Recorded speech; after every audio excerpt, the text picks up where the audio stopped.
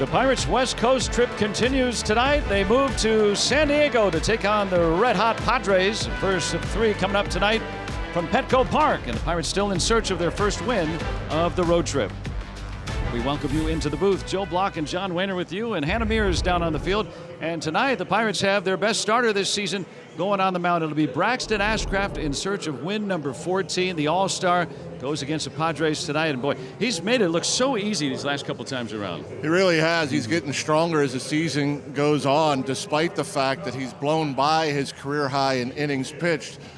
You got to love the way that he goes out there and attacks. You couldn't pitch 2 games better than he has his last 2 times out. A complete game, 8 innings, 85 pitches in one, 80 in the other, only 1 walk. He just comes at these guys, pounds the zone time after time. First since Maddox in 2000 to go 8 plus 10 or fewer pitches. The whole month, actually, he's been averaging under 12 pitches an inning with a 2 ERA. You just don't see that anymore from today's starting pitchers, and probably because you throw so many strikes. Yeah, you gotta love it. He's not afraid of the bats. He'll come at you with the fastball, the sinker, the curveball, the slider. I mean, he's fearless. It doesn't matter what lineup's in front of him. He's coming right at you. And sometimes maybe too many strikes. It's the only time he's gotten in trouble, it feels like. And conversely, it's Robbie Ray, who is tied for the walks lead, but he's won a Cy Young Award. This guy knows what he's doing out there. A veteran pitcher, yeah. He's not a very hard thrower, but, he could spin the ball, good slider. He'll throw a changeup for the righties. And he's been pretty good since he's come over from the Giants. A quality start his last time out, only a few hits. Tough time to be facing the Padres, though. They are baseball's best team over the last month. They've been really playing well. They're playing great, and they were maybe one of the worst offenses, if not the worst offense in baseball for the first half. And with that talent, you wondered why. Well, they figured it out. They got their OPS up over 800 since the break. They're pitching well. The ERA 5th. Opponents, not a lot of slug there, and of course, they have the best closer in baseball.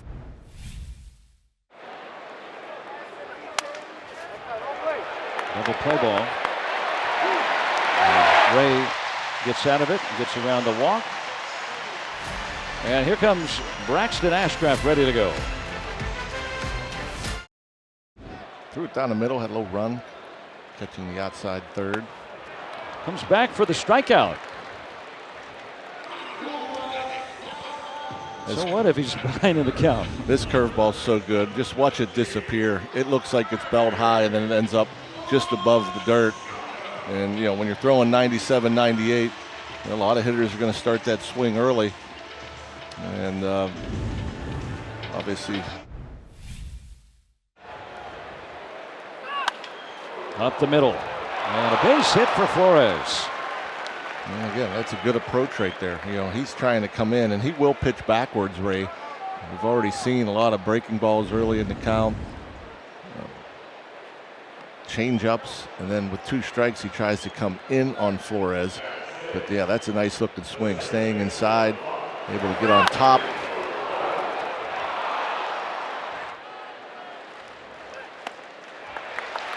Back to the slider for the strikeout. First of the night for Ray.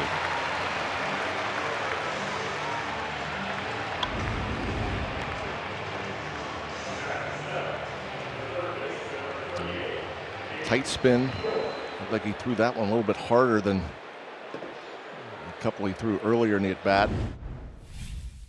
And then for Braxton, it's pitching.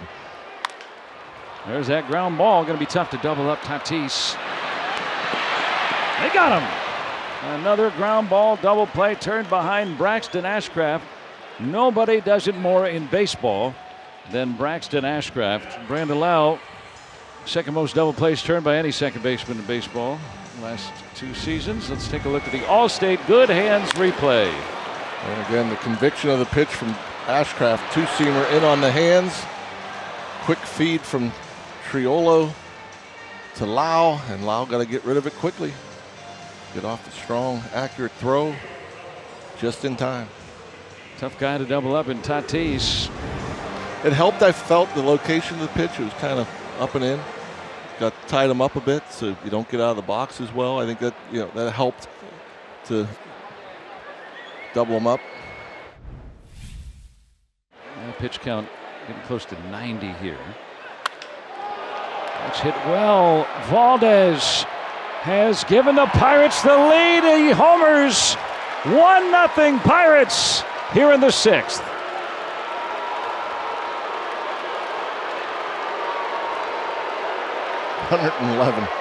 .6.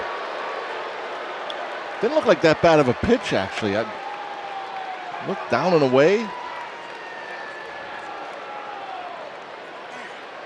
That's got to feel good for Valdez, his first home run since July 26th. Well, there you go. The catcher Fermin set up in. Look at that pitch. It's off the plate away. He missed his mark by almost 2 feet, did Robbie Ray. They tried to tie him up. The ball cracked up to center. Merrill on the run. He can't get there. Reynolds going to be waved around third. No relay. Flores knocks him in. Pirates up 2-0. That's a big hit right there from Flores. This ball had some hook on it. It came off the bat. Merrill didn't have the best route out there in center field. I thought maybe it was going to stay up there for him. Center cut fastball. And watch this thing hook. It starts hooking away from Merrill. And just out of his reach. Aggressive send from Tony Beasley. And after they retrieved the ball, get it in. It would have been a close play if the relay wasn't bobbled by Bogaerts. And so Flores with a run batted in. He's got 2 hits tonight. Up the middle, and Jacob Gonzalez gets the final out. Ashcraft, 6 scoreless innings in San Diego. Wait, what happened? Hold on, folks.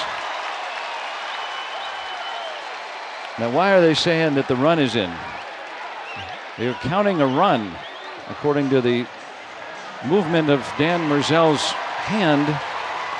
He pointed to home plate and pointed downward, meaning the run scores. How could that be? And Donnie Kelly, who has been ejected by the crew chief Dan Bellino twice this year, of course, I'm going to test his mettle once again. I'm thinking he called timeout. I think that's what's going on. Okay. Because when he pointed to the plate, I'm thinking with the runner at third, did he score the run? They called a balk. We just heard an announcement that a balk was called. Where? It was called by the plate umpire. But why?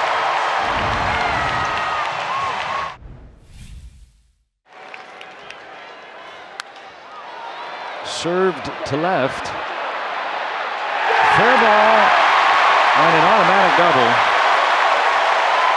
Harris just sticks his bat out, and the tying run in scoring position for San Diego. Well, Weaver got the pitch call on the fastball away. Figured he'd go back out there, and for Harris, you got to protect. Okay, there's a little bit off the plate maybe. They go out there and at least foul it off. Doesn't foul it off, but places it perfectly just inside the line. That's a pitch that he throws prior to 2 strikes. Pirates. And the Padres tie the game.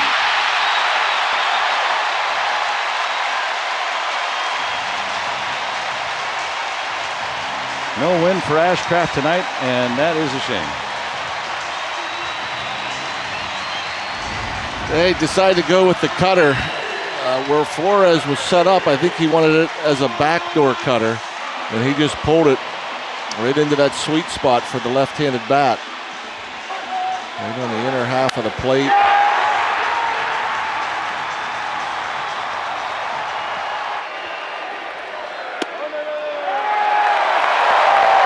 Doesn't get those calls at the bottom of the zone. But the Pirates exhausting their ABS challenges, and so there it is. It's a walk. Cronenworth, the go-ahead run at second.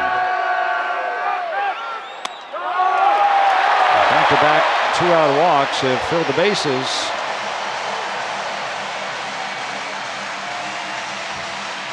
Now what do you do?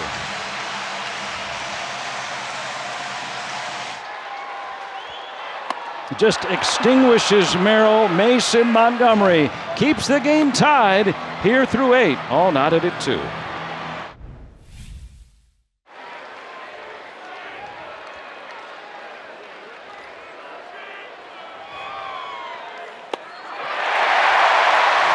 Back-to-back strikeouts for Mason Miller. That's just unfair. That's some nasty, nasty stuff.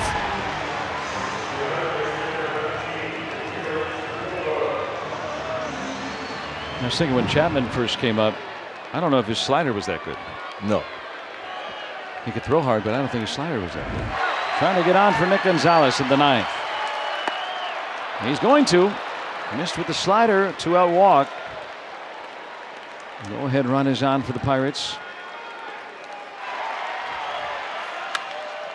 Ground ball through. And that's a big hole, as you pointed out, Rock. And Triolo can streak to 3rd on the base hit by Nick Gonzalez. He finds a way. He finds a way to collect hits. And he gets the slider. It was up a bit. Finds that big hole.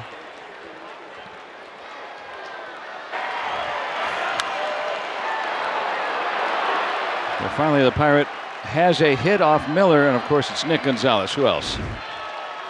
Gonzalez runs and will steal second base. Picked a good pitch to run on. Ground ball. Cronenworth got him.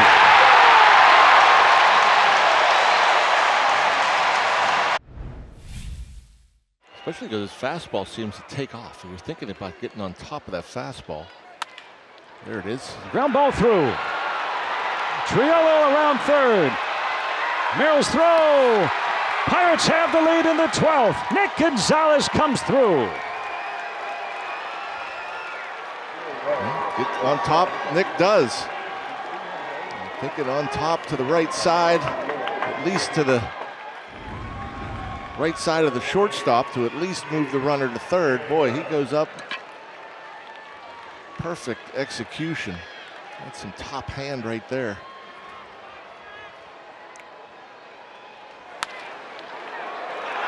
And so the Pirates' first hit with a runner in scoring position tonight yields them the lead. There's still nobody out. Ooh, look at that. I think he had Hayes thinking about the sweeper. He got the heat. Ooh, that's the problem with like sitting soft. You sit soft, it's hard to waste a pitch or foul a pitch off, but no doubt he was sitting or thinking sweeper. Ramirez with back-to-back strikeouts here in the 12th.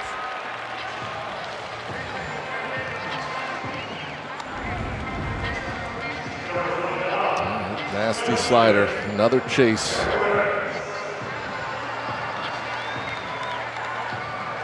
Good look on our AHN Supermo. Can Ramirez get one more? He got him, but the ball gets to the backstop. It hit him, and he's out, and the game's over. Yep. Hit the back foot. That's the back foot slider. If you swing when hit with the pitch, it's a strike, and the game's over. Some of the guys aren't sure. Our outfielders are sure. They're going to look at it. And Craig Stammen might as well challenge, but you could hear it from up here. It hit him in the foot. And Ramirez strikes out the side to win the game for the Pirates, pending appeal. The ruling on the field is the batter was hit by the pitch while he swung at the pitch. San Diego is challenging the hit by pitch. The previous play is under review. So this will delay the celebration. And this manager's challenge is presented by Mazda. Again, another chase on the sweeper. Off the back toe. And it's ruled a hit by pitch, so you have to find something to prove otherwise. The field is confirmed, the batter is out. Game's over. How about Johan Ramirez picking up the Pirates' They needed a win in the worst way on this road trip. Nick Gonzalez coming through with the big hit in the 12th inning, and the Pirates find a way to win. And let's go downstairs to Hannah Mears with her player of the game. Nick, kind of an odd way to end that one, but were you pretty certain that you guys had that one in the bag? Yeah, I think, as it went on and, they didn't score for the 2 extra innings, I think it was kind of like getting down to it, and I knew I was coming up, and being a DH, it's like my second time ever doing it, so I'm just waiting to get up there and hit, and I don't really know what's going on most of the time. What's that process being trusted with that DH role been like for you then? Yeah, it's been good. Learning how to, focus on my at-bat without, like over-focusing on it and kind of, worrying too much about it, but I'm just asking the guys what they do when they go DH and stuff. Did you feel like you had a good approach then there, right, in extra innings? The second time this year that you've been able to score the go-ahead run in extras. Yeah, definitely. I had a good approach. I watched my at-bat in the cage against him a couple months ago and kind of had an idea of what I needed to do, an idea of definitely what I needed to do with a runner on second, move that guy over, and then was able to get a base hit up the middle. So it's how you drew it up? Sure. Yeah. How much did what Kirby Yates did right before that, though, excite you to get up to the plate and execute? Yeah, when we don't score and then they come up with a runner on second, it's tough to go out there and do what he did. And, I mean, he shoved, and that's a tough batters to face there, and he did it. And that guy's a veteran, and he's a great dude. Speaking of tough guys to face on the mound, how'd you manage to be the first Pirate to get to Mason Miller finally tonight as well? Yeah, he's really good. Like I said, I was just trying to put the ball in play, move it forward, and was able to get a base hit up the middle. I know you keep looking over your shoulder for celebrations. I know they're going to be going on in the clubhouse. A lot to celebrate, too, when you think about what this team can do to stack some wins together, the importance of these games right now. Nick, what's the messaging coming into this series, knowing what this team's done this month? Yeah, I think, I don't know how many games are left and how many games we're back, but every single pitch matters. Every single AB is important. Every single day, just go about it the right way and go 1-0 every single day. And today we did that, so we got to go back and get them tomorrow. Hey, Nick, lots to celebrate in there. Go get it. Thank you. Appreciate it.